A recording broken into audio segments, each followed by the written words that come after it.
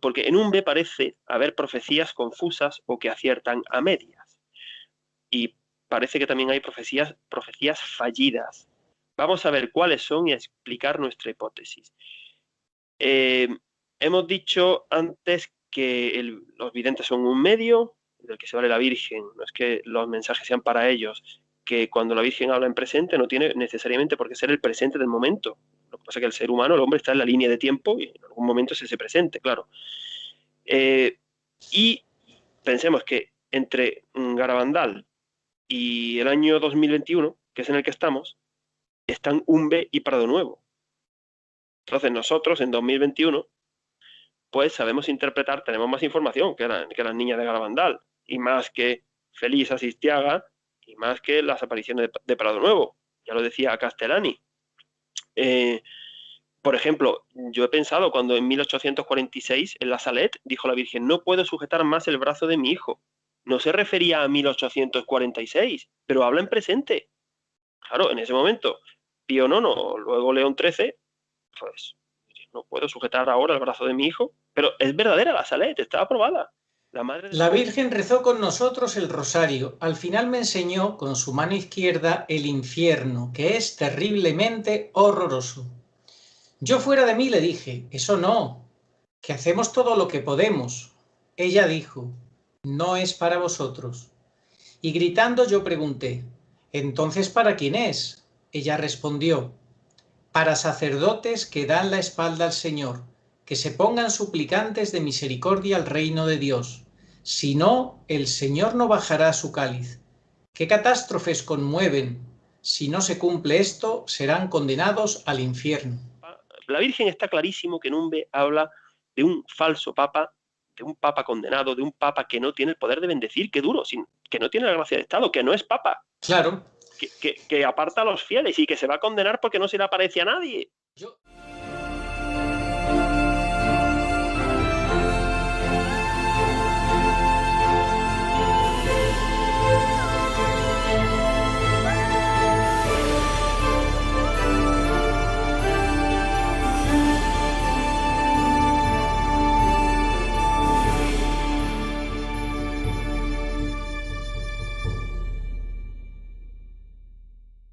Bueno, apariciones de Umbe. Vizcaya, provincias vascongadas, España, 1941-1989. Pues en Umbe la Virgen dará continuidad a las apariciones de Garabandal. Se podría decir que Garabandal, Umbe y Prado Nuevo, aunque se solaparon, pero van en orden. Y los mensajes de la Virgen se van completando, porque en su pedagogía perfecta la Virgen sabe cómo ir dando. Como muy bien explicó Pablo González en el programa de la primera parte de la catequesis de Garabandal, las profecías no hay ninguna que contenga todo el mensaje, ¿no? Toda la verdad. Hay que irlas combinando, relacionando una con otra, claro, porque la Virgen no va, o sea, tan cierto es que no nos lo va a poner en bandeja porque no es el estilo de la Virgen, dar fechas, nombres y ponerlo todo masticadísimo para que todo el mundo lo entienda, sino para aquellos que pidan la luz al Espíritu Santo, que las estudien, que estén en gracia. Pero sí es verdad que también procura hacerlo con lógica y con pedagogía, para no ponerlo más difícil de lo que ya es, ¿no? Bueno, pues en Umbe, la vidente es Felisa Sistiaga, madre de familia con 4 hijos, una aldeana, una buena mujer, sin estudios ningunos, analfabeta, otra analfabeta. Lo más destacado de las apariciones de Umbe es que la Dolorosa le pide a Felisa que le ceda su casa para que sea convertida en un santuario y que se construya una capilla.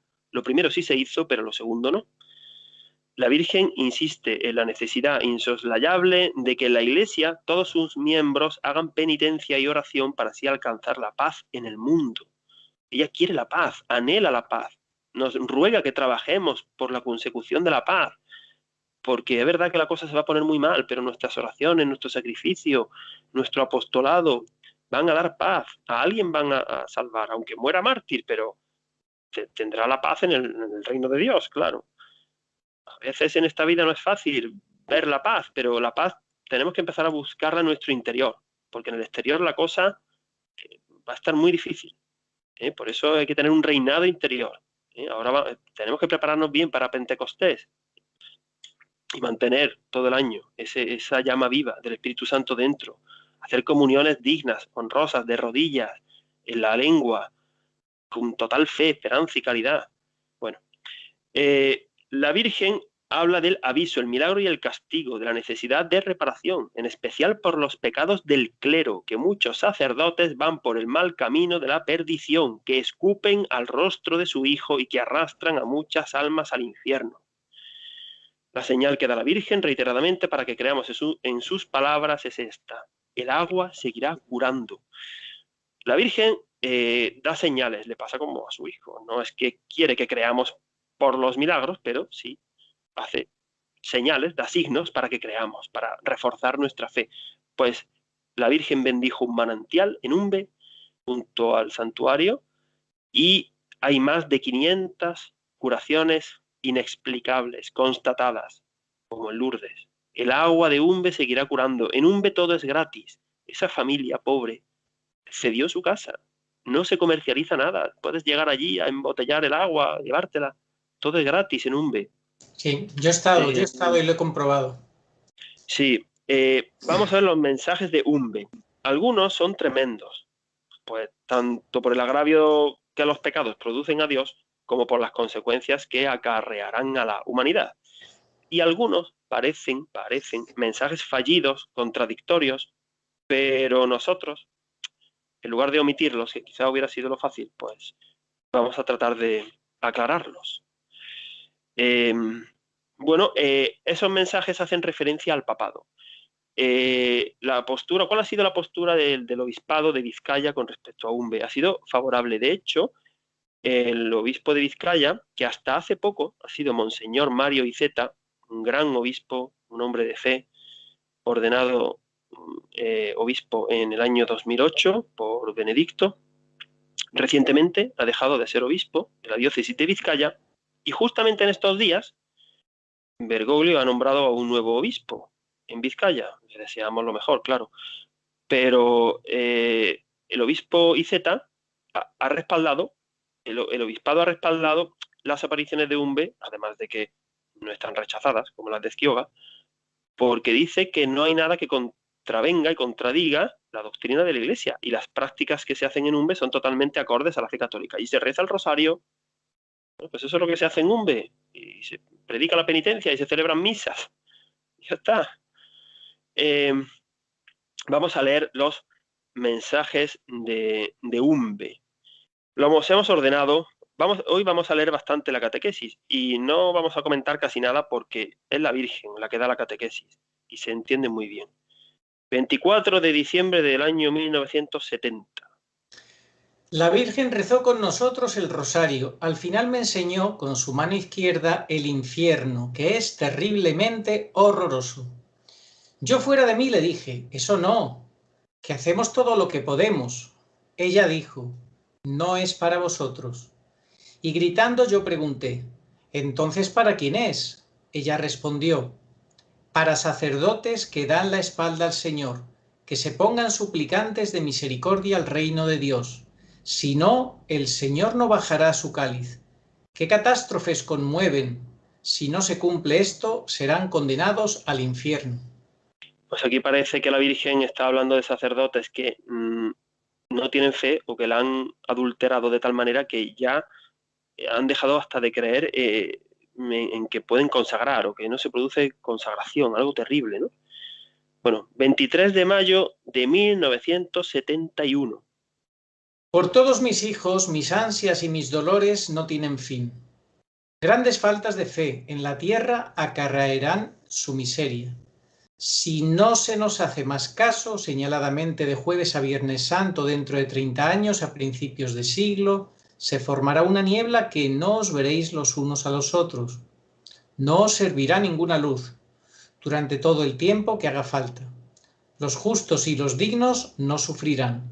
Todos mis hijos tendréis que pedir perdón a Dios. Esto es un aviso del castigo. En el periodo de tiempo que queda cambiarán 2 papas más. El siguiente a este será bueno, pero morirá pronto y el próximo será injusto.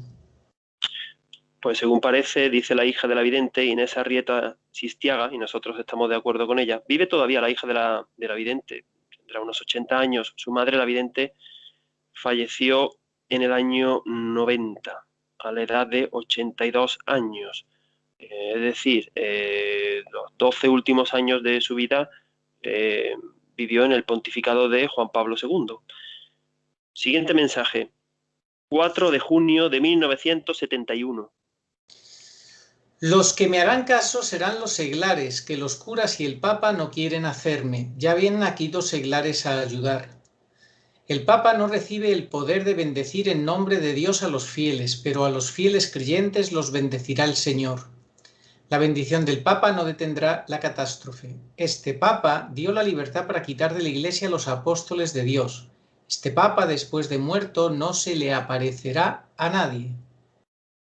Bueno, pues aquí dice Inés Arrieta Sistiaga, como claro es tan duro este mensaje y tan difícil de interpretar, dice, se transcriben los párrafos literalmente, sin hacer juicio de valor. Desconocemos su valor histórico, pero la Virgen así lo reveló. Luego nosotros vamos a tratar de arrojar luz sobre estos duros mensajes sobre el papado, sobre un papado.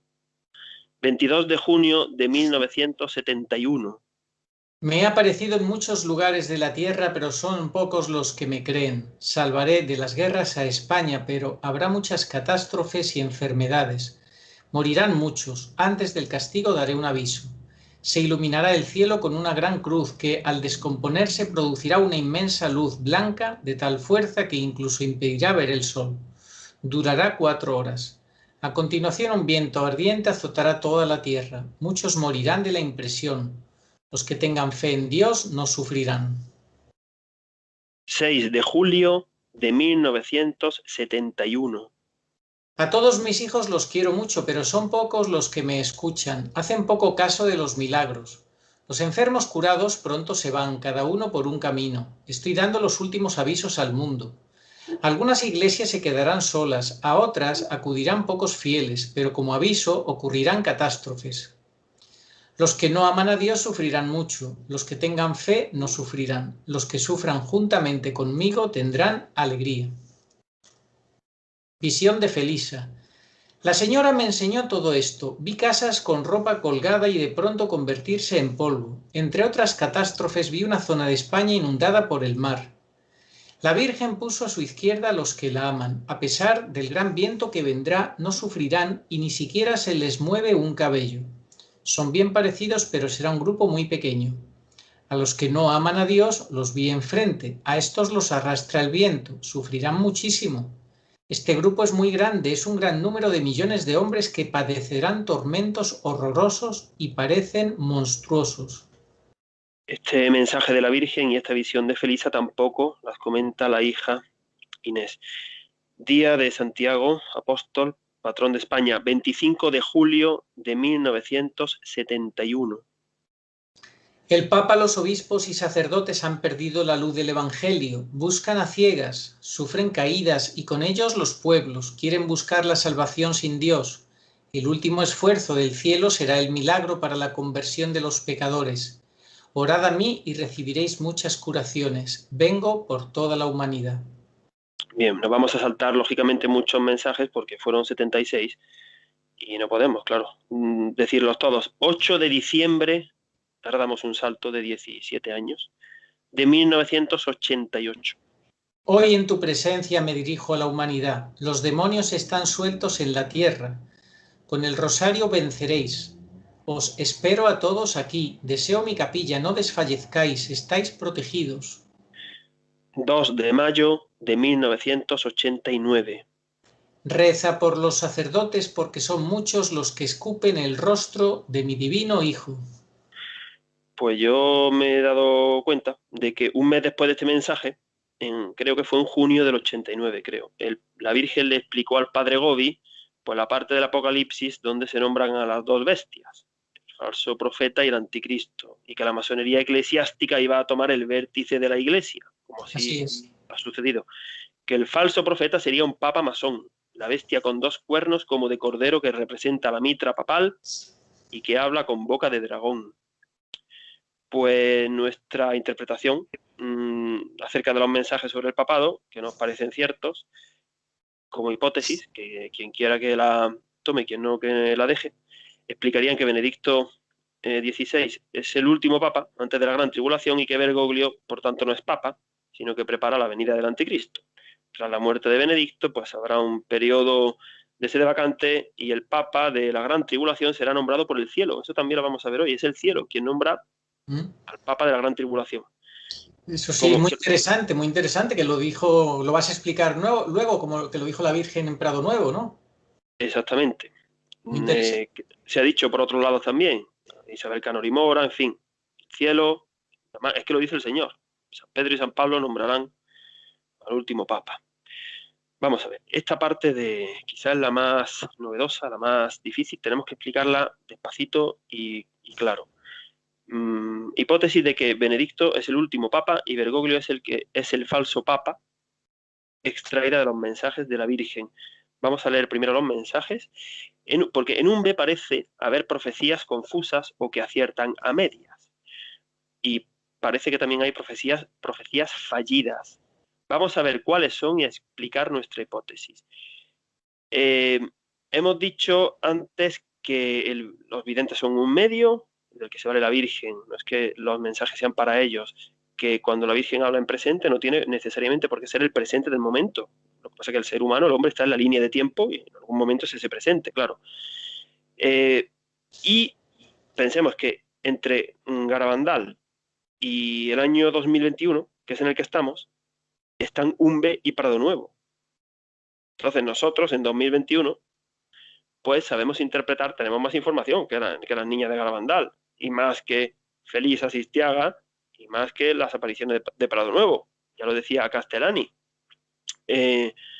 Por ejemplo, yo he pensado cuando en 1846 en la Salet dijo la Virgen, no puedo sujetar más el brazo de mi hijo. No se refería a 1846, pero habla en presente. Claro, en ese momento, Pío IX, luego León XIII, pues no puedo sujetar ahora el brazo de mi hijo, pero es verdadera la Salet, está aprobada, la madre de todas las profecías, donde la Virgen habla de que Roma perderá la fe y será la sede del anticristo. Bueno, vamos a ver profecías, estas profecías confusas de Umbe, que parece que aciertan a medias. En mayo del 71, primero voy a ser muy objetivo leyéndolas y luego las explicamos. Sí. Dijo, era el tiempo de Pablo VI. Dijo, quedan 2 papas. El próximo será bueno, pero morirá pronto. Juan Pablo I. Ahí, digamos, acierta. Y el próximo será injusto. Eso ya nos descoloca, ¿verdad? Parece que el siguiente, injusto, bueno, pues Francisco no fue el que sucedió a Juan Pablo I. Y el siguiente injusto no va a ser Juan Pablo II, porque Juan Pablo II, que era el Papa de la Virgen, desde luego, injusto no era. No era el mal Papa. La Virgen está clarísimo que Numbe habla de un falso Papa, de un Papa condenado, de un Papa que no tiene el poder de bendecir, que duro, que no tiene la gracia de Estado, que no es Papa. Claro. Que aparta a los fieles y que se va a condenar porque no se le aparece a nadie. Yo creo que, Agustín, que se entiende muy bien si volvemos a leer el mensaje completo, porque hay que leerlo dentro del contexto del mensaje. Si sacas esa frase como la has sacado fuera del contexto de todo el mensaje, no se entiende igual de bien. Porque el contexto en el que la Virgen lo da es el contexto del aviso, milagro y castigo. Exacto, exacto. Por eso, porque habla, dice, dentro de 30 años. O sea, claro. Bien. Si te parece, lo puedo volver a leer entero. Yo creo que no hace falta, Arturo, vale, porque luego lo vamos a explicar más despacito. Bien, vale. Estamos diciendo ahora mismo, planteando las cosas que son raras, ¿no? Okay. Estamos planteando, luego la vamos a explicar. Segunda cosa que parece contradictoria, rara, confusa, que acierta a medias. Bueno, pues en Garabandal nos vamos a basar muchísimo en Garabandal, es una premisa. Porque en Garabandal, la Virgen, cuando tocaban a muerto las campanas por Juan 23, Conchita dijo, la Virgen nos ha dicho que quedan 3 papas. Así fue. Porque a uno no lo cuenta. Porque va a estar muy poco tiempo. Pablo VI, Pablo II y Benedicto. Es decir, En Garabandal, la Virgen no contó a Juan Pablo I ni a Bergoglio. Y parece que son precisamente esos dos que no cuentan en Garabandal los que sí cuentan en Umbe. Te quedas descolocado, porque dice, vamos a ver, ¿qué pasa? Que en Garabandal no los cuenta y ahora en Umbe, precisamente, los dos que habla, de los dos que habla la Virgen son esos dos. Luego lo explicamos. El 4 de junio del 71, la Virgen habla en presente de un mal papa. Habla en presente, pero en el presente del aviso, milagro, castigo. Claro. Un falso papa, no Pablo VI. Pablo VI era papa, no era un falso papa, ni un mal papa, ni un papa que se condenó al infierno, ni que no tenía el poder de bendecir y que se había apartado de Dios. Pero habla en presente. Dice, claro, por eso. Porque Este papa... estaba situada en ese contexto que dices tú, claro. Claro, en julio del 71 la Virgen vuelve a hablar en presente del papa. Pero el papa que ha perdido la luz del Evangelio, pero de nuevo el falso papa sería Pablo VI, pero no es Pablo VI. ¿Vale? Pero parece un poco confuso, porque si coges el mensaje directamente, pues parece que Pablo VI es el malo de la película. Y vamos a ver que ni Pablo VI es el malo de la película, ni el que sucede al Papa breve y bueno, porque sería Juan Pablo II, que tampoco es el injusto y el malo. Vamos a ver. Nuestra hipótesis para explicarlo es la siguiente. Dice la Virgen en el 71 a Felisa que quedan dos papas. Y efectivamente, así es. Pero son Juan Pablo II y Benedicto. Lo mismo, la Virgen no se contradice con respecto a lo que dijo en Garabandal. En Garabandal dijo 3, en Umbe 2, porque ya Pablo VI era papa. Queda uno menos, queda 2. Pero en Garabandal ella no nombró a un papa injusto, un papa malo. En Umbe sí, ha querido así la Virgen, nombrarlo. Porque vamos a ver, Bergoglio no será papa, pero existir existe. Quiero decir, está ahí, es una realidad. Y bastante daño que está haciendo. Pero habla en el contexto del castigo, del milagro y castigo, cuando dice, y el próximo, no el próximo como siguiente a Juan Pablo I, el breve bueno, no, el próximo al castigo, el que está próximo al presente en el que habla, ese es el malo. Por eso es tan difícil. Bueno, yo me he tirado, a mí me ha dolido la cabeza con esto, yo me he tirado 7 días o 10. Sí. Yo repito, por favor, no, que no crea nadie que yo llevo la razón, que esto hay que creérselo, que esto es dogma de fe, por favor, no. Pero es la inspiración, yo he estado rezando, ayunando, y de repente, esto, además, lo voy a decir con total sinceridad, este razonamiento que yo estoy dando, es verdad que he pensado, me partió la cabeza, pero cuando yo he comprendido esto, no ha sido fruto, de verdad lo digo, de un razonamiento. De repente estaba en el ordenador y lo escribí de corrido. Así tal cual, y no lo he tocado. Y no lo he modificado. Bueno, quien quiera que se lo crea, quien quiera que lo tome, quien no que lo deje. La Virgen, además, cometería, en el propio Umbe, cometería una contradicción. Porque, ¿cómo va a decir en Umbe? Quedan dos papas. Uno bueno y breve, y el próximo injusto, malo, ¿no? A futuro. Y también en el propio Umbe habla en presente del injusto y malo. Entonces, ¿qué pasa? ¿Que la Virgen se contradice a sí misma? ¿O es que porque dos papas injustos no hay? Es que Umbe por sí misma sería contradictoria si no lo interpretamos bien en su momento. Es que hay que interpretarlo en su momento, en su presente, y saber cómo lo refiere la Virgen. Claro, por eso, si no, la misma Virgen se contradiría a sí misma en Umbe y con respecto a sí misma en Garabandal. Y evidentemente la Virgen ni acierta a medias ni se contradice. Claro. Por eso el Papa breve se refería a Juan Pablo I y el injusto a Bergoglio, está claro. Claro, pero es que la Virgen su pedagogía no es decirle a Felisa Sistiaga, a ver, apunta, Felisa, Juan Pablo I, en 1978, cuando quedaban 7 años todavía, lo va a matar la mafia por intentar poner orden en las finanzas del Vaticano y lo van a envenenar con una sobredosis de calmantes. Venga, sigue apuntando, Felisa. A Benedicto le dan un golpe de Estado en 2013. Es que eso no lo dice así la Virgen, no lo dice así, pero lo dice para que quiera pedir la luz, trabajarlo, explicarlo. En fin, ya hemos estado a punto de no plantearlo, pero digo, mira, luego ya lo de que justo esto se va a explicar a los 50 años, del 23 de mayo de 2021, mira, eso ya eso, quien quiera verlo como un signo que lo vea y quien quiera verlo como una casualidad que lo vea. Yo también he pensado mucho, perdón, bueno, evidentemente eso de que el próximo será injusto, al breve y bueno, no va a ser Juan Pablo II el injusto y malo, porque entonces la Virgen, eso no habría por dónde cogerlo, porque ni sería el último, ni es injusto, se olvidaría de Benedicto, se contradiría ella misma con Garabandal, pero parece, si lo coges al pie de la letra, que el malo es Juan Pablo II, porque es el siguiente al breve y bueno. Yo he pensado mucho, el demonio puede actuar en las apariciones de la Virgen, se puede meter, puede confundir. ¿Cómo? Pero aquí no puede. Vamos a explicar por qué. Porque no es el caso. Puede actuar, por ejemplo, influyendo con otros videntes, falsos videntes, como Nezquioga, no es el caso.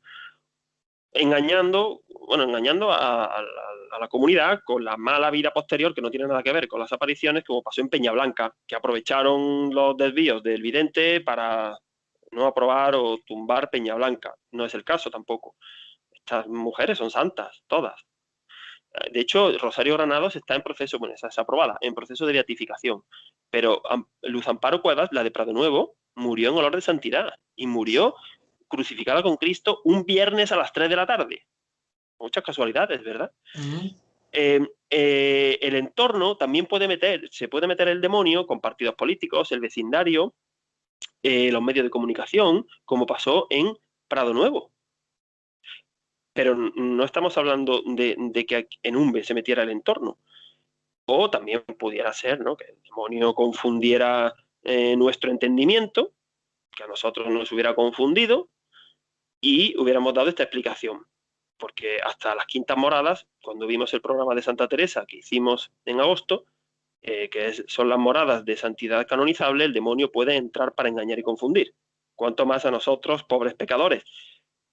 Pero, hombre, no tiene pinta de que el demonio precisamente nos esté confundiendo para que al final el que quede mal sea Bergoglio, ¿no? Y los demás queden bien, ¿no? En fin, no sé. No creo, pero bueno, que la Virgen desde luego no acierta a medias. Somos nosotros los que entendemos a medias. Pero repito una vez más, que la gente pida discernimiento. ¿Vale? Estos son los mensajes de Umbe. Ahora vamos a ver profecías que parece que son fallidas. Pero no, o sea, son fallidas porque la Virgen demuestra que ella consigue un tiempo de gracia. Aquí se ve clarísimamente eso que por otras partes hemos oído de que ella ha conseguido alargar lo que suceda, los hechos apocalípticos. Porque cuando dijo el 23 de mayo del 71 que dentro de 30 años a primeros de siglo va a haber un castigo, no se ha producido, ¿verdad? Ya ha pasado primeros de siglo. Por otro lado, la Virgen le dijo al padre Gobi que el Papa asesinado del tercer secreto de Fátima, secreto que nunca ha sido revelado, lo que se ha revelado en la visión de Lucía, pero el secreto no, nos hicieron creer que se había revelado, ¿no? Pero ya lo ha revelado la Virgen en el libro del padre Gobi. La Virgen le dijo al padre Gobi que el Papa asesinado era Juan Pablo II, y eso no fue así. Es que parece que se ha alargado, se ha aplazado, que va a ser Benedicto XVI, que aunque no quieran decir que ha muerto de muerte natural, pero no va a ser de muerte natural. Benedicto XVI, no, por muy anciano que esté, no va a morir de muerte natural. Lo van a matar. Sí, de claro. ¿Qué pasó? Que se equivocó la Virgen, se inventaron Felisa Sistiaga y el padre Gobi esas revelaciones. No, claro que no. Nuestra hipótesis es que la Virgen ha conseguido un tiempo de gracia. Ella con sus oraciones, al igual que el vicario de Cristo, que sigue en su martirio blanco todavía, Dios le está prolongando sus años, ha conseguido alargar, prolongar, dar un tiempo extra. Porque en Garabandal la Virgen dijo que la copa se está rebosando. Hombre, han pasado ya desde 1965 más de 50 años, pues parece que efectivamente es que ha dado un tiempo de gracia. En Akita, en 1973, 2 años después de Umbe, la Virgen, bueno, la hermana Agnes, que volvió a hablar precisamente con el sínodo amazónico, qué casualidad, ¿verdad? Si es que aquí todos son casualidades. Después de 46 años sin dar revelaciones, habló justo cuando los demonios hicieron allí la fiesta de fin de curso en San Pedro. Pues en Akita, 2 años después de Umbe, también parecía que ya la catástrofe era inminente, pero todavía no ha sucedido. Todavía quedan copas apocalípticas por derramarse. Hombre, estamos, por muy mal que veamos las cosas, esto no es nada para lo que viene. Y quedan jinetes apocalípticos por venir. Bueno, todavía queda, vamos, el desenlace final. Perdón. A ver, en mi opinión, la Virgen claramente aquí, con este aplazamiento, ha querido poner de manifiesto su papel de medianera. A ver, esto es una batalla, estamos en guerra. El demonio contra la Virgen. Y hay que irse a un bando. Al bando de la Virgen o al bando del demonio, donde está la falsa iglesia. ¿Qué pasa? Que el demonio y la Virgen, los dos tienen, esto yo lo he rezado mucho, lo he pensado, no lo he leído, los dos tienen una política de máximos. El demonio quiere condenar al máximo número de almas y la Virgen quiere salvar al máximo número de almas. Bien, pero el demonio no es mediador entre Dios y los hombres, evidentemente. El demonio con Dios no tiene nada que hacer, no le va a pedir nada. Entonces, digamos, solamente tiene una variable, el demonio, ¿no? Que es la humanidad, ¿no? Y va por la humanidad para que peque y ofenda a Dios, pero por los hombres. Pero la Virgen sí, la Virgen está en medio. O sea, la Virgen tiene que mirar por un lado a Dios y por otro lado a sus hijos. Entonces, esa política de máximos para el demonio tiene una variable, ¿no? Los que hemos estudiado matemáticas, pues no, sabemos que no es lo mismo calcular el máximo de una función de una variable que calcular el óptimo de una función de dos variables. La Virgen tiene dos variables, Dios y sus hijos. Entonces, ¿qué pasa? Que la Virgen ha retrasado el castigo, estos hechos, no porque Dios esté menos ofendido, porque no, cada vez Dios está más ofendido. ¿Sí? Hoy día se han cometido más ofensas, más pecados, más apostasía que hace que en los tiempos de Umbe o Garabandal o que a primeros de siglo. Pero claro, es que la otra variable somos nosotros. Y por la divina providencia la Virgen sabe que todavía no todos se han enterado, no todos se van a salvar, todavía no han terminado sus mensajes, apareció Meyugore, porque solo la Virgen lo dice en uno de los mensajes, lo dice, bueno, con mucha más elegancia de como yo lo voy a decir, es que solo faltaba que los hombres le dijéramos cómo, cuándo y dónde se tiene que aparecer y a quién y por qué. Claro, ella sabe perfectamente. Por eso está alargando, para que a pesar de que su hijo, a pesar de que Dios Padre, Dios Hijo y Dios Espíritu Santo, cada vez sufren más, pero nos está, es que si no, ni siquiera estaría esta catequesis. Ni tantísimas cosas, tantos apostolados y tanta conversión que se tiene que dar a última hora, y los judíos, habrá un resto judío que se tiene que convertir, en fin, ella sabrá, ¿no? No nos toca a nosotros saber por qué, pero la Virgen ha conseguido ese tiempo de gracia aplazando para que ese máximo de salvación se produzca. Llegará un momento en que ya no sujete el brazo de su hijo, que está muy cercano. Así que la política de máximos del demonio tiene una variable, la humanidad, sobre la que puede influir. Pero es que la Virgen también es la omnipotencia suplicante. También influye en Dios. Bueno, todavía las oraciones del vicario son muy poderosas. El juicio final sabremos si somos dignos de ser salvos y tener cuerpos gloriosos. Qué poderosas son las oraciones del vicario de Benedicto XVI en su martirio, su abandono, en su soledad, hasta en sus burlas muchas veces, ¿no? Por las películas, se han hecho hasta películas para dejarlo en mal lugar, en fin. Sí. Pues claro, el vicario tiene mucho poder, hombre, para eso es el vicario, no es lo mismo que nuestra pobre oración, hay rangos, evidentemente. Bueno, volvamos a los mensajes de Umbe, sobre los sacerdotes que se van al infierno. Durísimo el mensaje, que son los que escupen el rostro de su hijo. En Prado Nuevo, que será la última aparición que vamos a ver, la Virgen se vuelve a referir a esta ralea perversa de curas de los últimos tiempos. Ojo, que en paralelo la Virgen llevaba esto con las revelaciones al Padre Gobi: a los sacerdotes, mis hijos predilectos. Que tampoco quiero yo que se desmoralice el clero, que vea esto. Que no, que ellos tienen que ser del lado bueno. Ahora, aquí no regalan nada, ¿eh? Para estar en el lado de la Virgen, aquí tienes que hacer como Mateo, el apóstol. Le pegas una patada al tablero y ya está. Si se ríen de ti, que se rían, y si te quedas sin un duro, te quedas sin un duro, y a donde Dios te diga.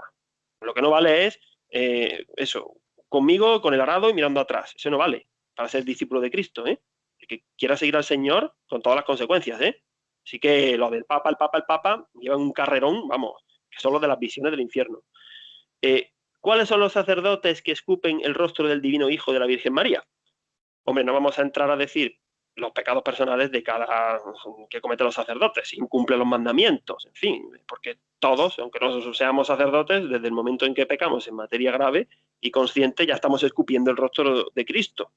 Eso no es novedad. Nosotros nos vamos a referir a los pecados que cometen como pastores, ¿eh? Que para eso son sacerdotes. Como si una persona está casada, yo que estoy casado, puedo cometer muchos tipos de pecados, pero algunos a lo mejor los puedo cometer en referencia a mi matrimonio, mucho cuidado, que es mi estado. Pues vamos a leer qué sacerdotes pueden ser. De forma alterna, Arturo y yo vamos a leer, ¿no? Sí, los sacerdotes que niegan la comunión en la boca. Los sacerdotes que, sobre pretexto de que los virus pueden contagiarse, hacen lo siguiente: cierran iglesias o adoraciones eucarísticas perpetuas. Dejan sin la administración de los sacramentos a los fieles.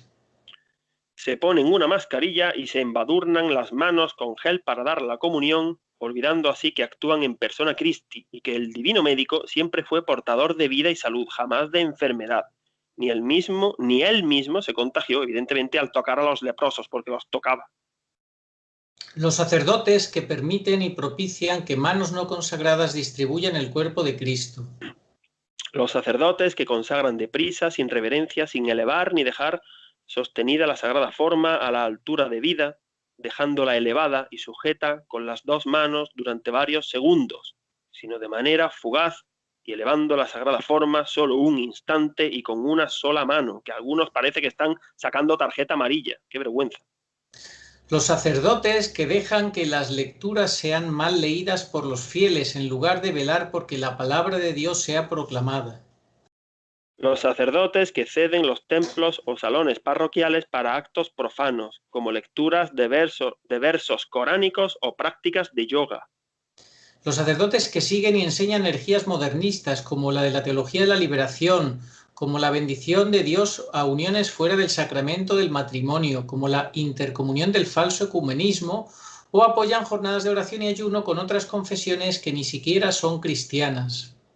Los sacerdotes que no visten su hábito eclesiástico conforme a las disposiciones del derecho canónico o lo dispuesto por la Sagrada Congregación para el clero. Los sacerdotes que administran indebidamente los sacramentos dando absoluciones colectivas o administrando la Eucaristía o la confirmación a parejas que viven en situación de adulterio o de concubinato. Los sacerdotes que, ante las dudas fundadas de que el pecador no muestre arrepentimiento y propósito de enmienda en el confesionario, conceda la absolución sin al menos usar la fórmula sub conditione. Los sacerdotes que no preparan con un mínimo de vigilancia las celebraciones de bodas, primeras comuniones o bautizos para que estos no parezcan meros actos sociales. Los sacerdotes que en los funerales de personas cuya vida no ha sido practicante de los sacramentos pronuncian homilías sobre la santidad del difunto y su bienaventuranza eterna.